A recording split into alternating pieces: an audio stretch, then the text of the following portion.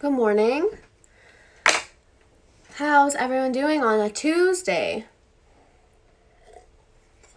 I'm gonna work out soon, but I wanted to do an IGTV today about the 5 love languages, how they will improve all of the human relationships you have in your life, and what are they, and the difference between receiving a love language and giving a love language.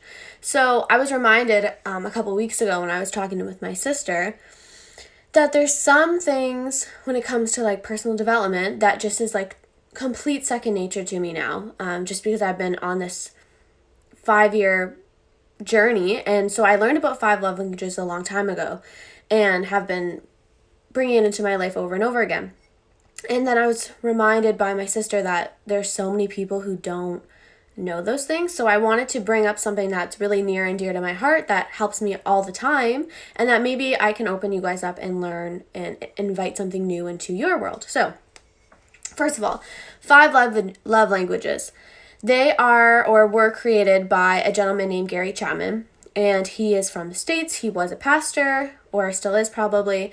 Anyway, so this has been like his work for 25 years, and he's really created an amazing business around it, but mostly it's just because it's so simple and so true and so incredibly helpful, not just in a relationship, but with another person, but with children, and when you're single, and in a work relationship, or a business partnership, or a friendship. And it's crazy how true these love languages are. So there's 5 of them, and everyone, I think when you break down the 5 love languages, everyone receives some form of love or appreciation from receiving these love languages, but there's always 1 or 2 that are like key. So I'm going to go through those 5, and there is a book called The 5 Love Languages. It came out in August 2013, and they've sold like 12 million copies sold. It's been on the New York Times bestseller list for 322 weeks.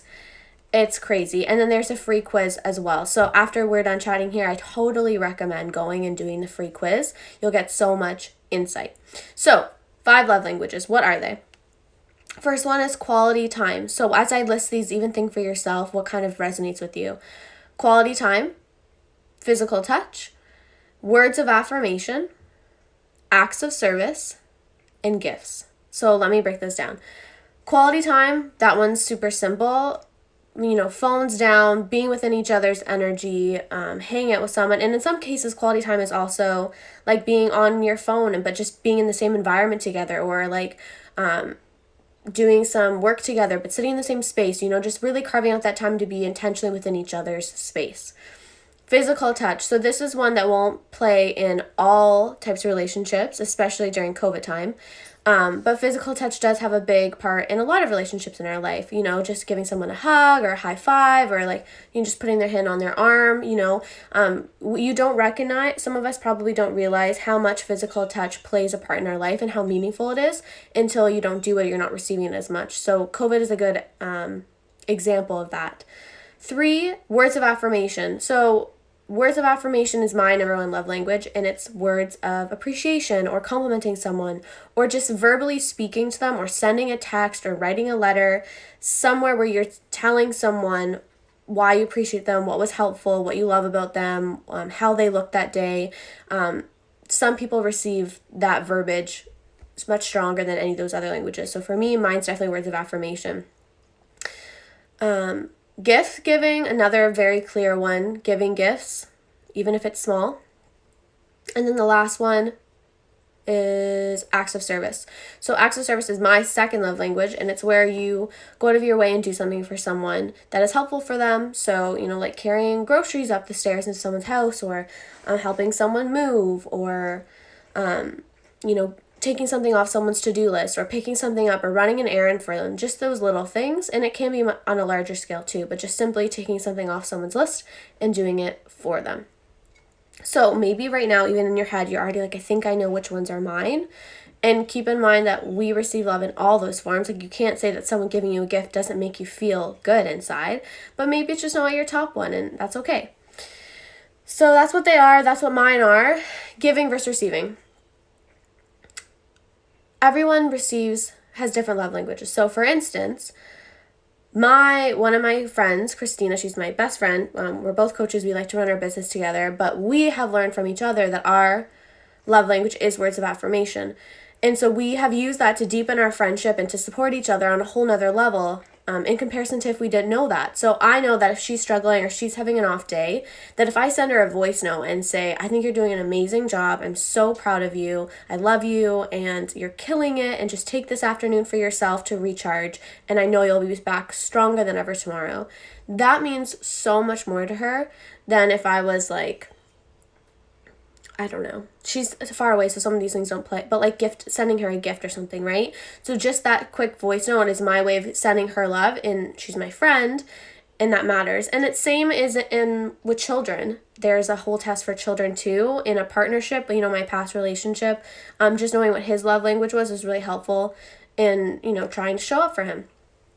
And so I find love language to be incredibly helpful even in work relationships. So I even think for yourself, think about your social bubble, for example. Right now everyone has their social bubble of like whatever 10 or more people. So this is actually a perfect time to list those 10 people out and think, do I know what their love languages are? And some of them you might even be able to be like, can you take this test? I'm doing this fun new thing. And then in what ways can you show up for them when they really need that? So for some of them that might be just picking them up a coffee. Maybe that might be sending them a really nice text. And then, hey, there's Toby.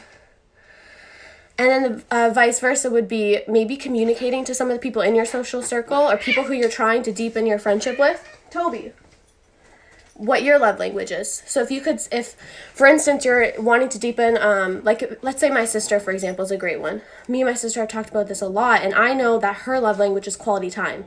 So when I'm not making time to do something fun with her or go somewhere, do something specific, she's feeling maybe a little bit neglected, or just our sister bond is feeling a bit weak. So we like to go to concerts together, for example.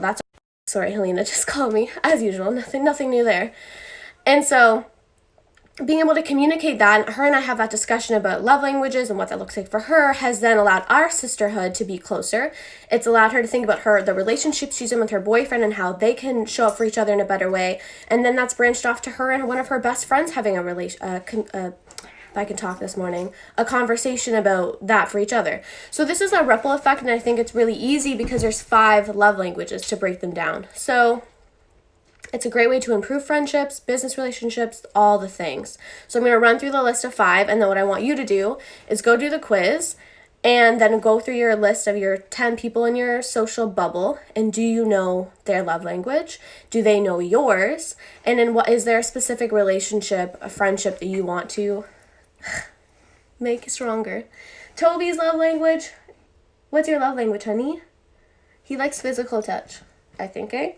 He's a cuddler. He's affectionate. Physical touch. So go do those things. Let me know what happens. And I'd love for you to share what your love language is. If you already know it, I think that would be super fun if you would share what your love language is. And go read the book. The book's great too. One day I will have Gary Chapman on my podcast in the future. And then, we can have a really in-depth conversation with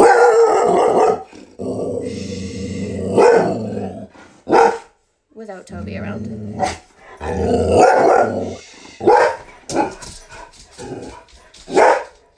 He's like the real Paw Patrol. Okay, guys, I'll see you soon.